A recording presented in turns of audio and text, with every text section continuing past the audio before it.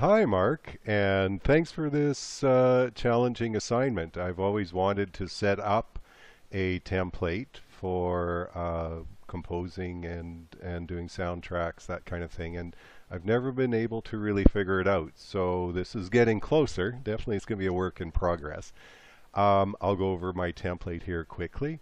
On the left, we can see I've got different categories of instruments set up. So I've got keys with piano and harpsichord and organ.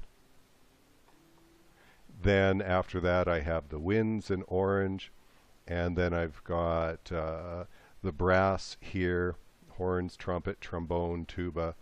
Then with this greenish color, I've got my percussion, orchestral percussion. I just noticed I got to change this.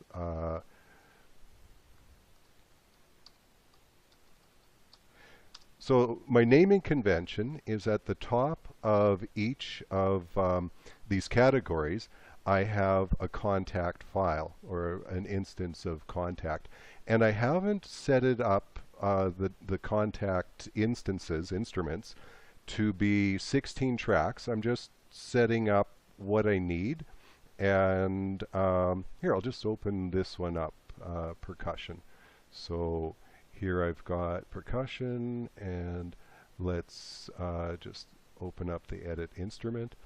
And so here at the top, I've got timpani, and I've got that set to output 1, 2, and then glockenspiel, bass drum, snare drum, cymbal, gong.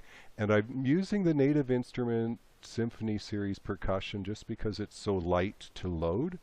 And glockenspiel, bass drum, and then I've got snare here, and so on through cymbal, gong. I'm just adding the things that I usually use and then enabling them. And so at the top of each of my sections from the orchestra, and we'll see some other sections as well, I've got a contact instance loaded, and that corresponds with these contact instances over here. And let's just say, look at the winds here, and where it says activate outputs, what I've done is only activated the outputs that I'm using, and then I can add to them as I need to.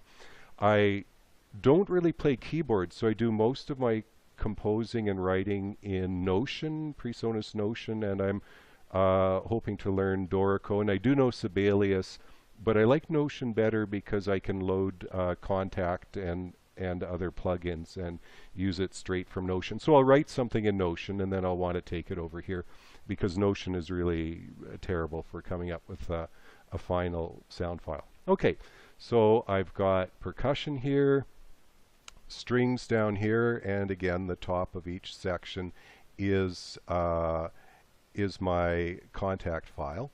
And so here, let's just change this. So this is K for contact, and this is going to be strings. And I've got each of the MIDI files underneath. You can see it's routed to the different MIDI channels. So here, violin 1 is routed to MIDI channel 1, which also is the first stereo out in the contact instrument. Viola 2, or sorry, violin second section is routed to MIDI 2, and so on.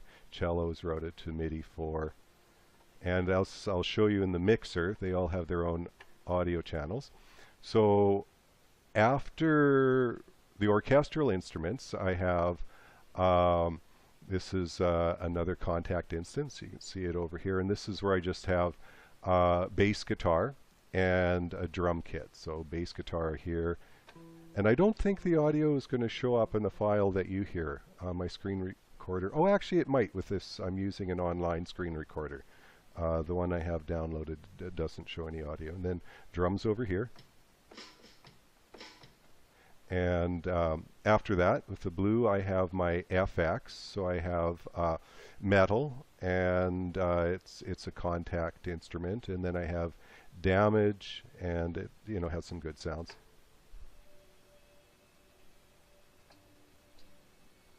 And then damage, which probably just what everybody uses. And then rise and hit. And then after that, in the yellow, I have my choir.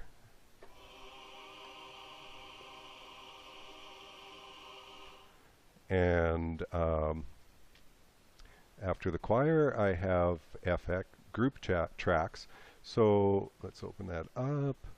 And so I use these group tracks to send the instruments from these different sections. So the piano and keys, the organ, harpsichord, and piano will go to this group track. Then following your advice, the winds high are here, the winds lower over here, brass high, etc. And then drum kits, vocals, you know, just everything I just went through. And then I consolidate these into what I call pre, as in pre-master tracks. So I've got an orchestral pre where I can take all of the orchestral instruments, a percussion pre-master, and an FX pre-master, and then just a plain pre-master where I'm just going to send, you know, anything that I haven't sent to another pre-mastering. So that would be like the drum kit, etc.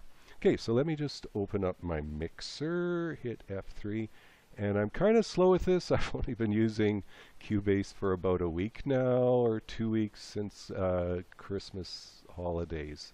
I decided I needed to get something else, seeing how Sonar's being discontinued. And I have to say, I'm really happy with Cubase. It's been the easiest and clearest program for me to set up. So here again we see, I showed you where my MIDI tracks were over here. Let's move this over. You can see my MIDI tracks here for wind and so on, the contact instrument, and then the different MIDI tracks that go into that. And here are the audio tracks for each of those MIDI tracks. And so let's go and select one. So if I hit here for flute, I should be able to play a note, and you'll see it come out here on the flute audio.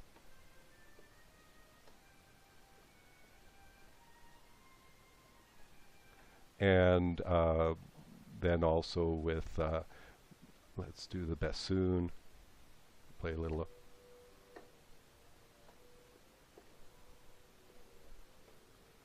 And so on, all the way through. So for each of my sections, you can see the colors are still the same.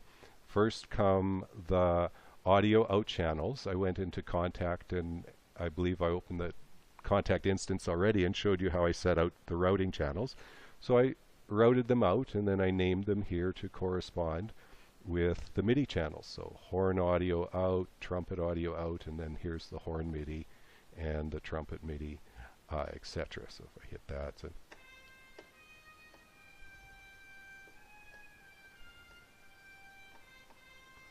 and then so on through all the way down to here.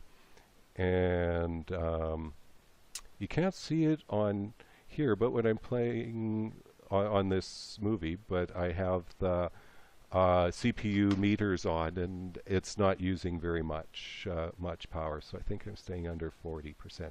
Okay, and here's the other FX and so on. So then after that, here come the group channels, and I route things here. So I'm playing the trumpet, as you saw earlier, and it gets sent to the brass high.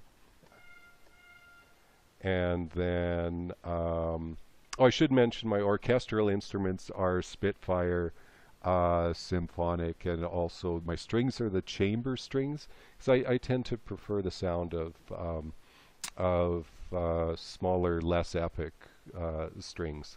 I do have East-West Hollywood strings, which I can use for the epic sound, but that's not my favorite.